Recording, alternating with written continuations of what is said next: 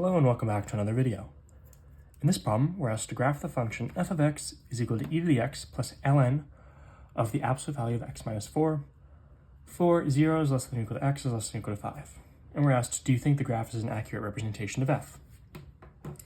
And so if we see the graph here, which I have pulled up, we can see that it looks like a basic exponential until you get to x is equal to 4. And then it has this little dip, and then it continues off in the same direction that it was going earlier. And what's happening here is that as the value of x gets closer and closer to 4, the absolute value of the value of ln of x is going off to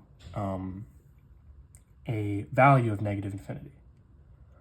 And so what's happening here is this graph is actually going off to negative infinity. It's not going off to 20, which is what the end of this point right here would suggest. It's going off to negative infinity. We have an asymptote here. So a more accurate depiction of the graph would show the full asymptote and not just this point stopping here, which is a limitation of the graphing software. But overall, I would say it's an accurate representation in general, but for part B, what I would change is an accurate representation of the asymptote.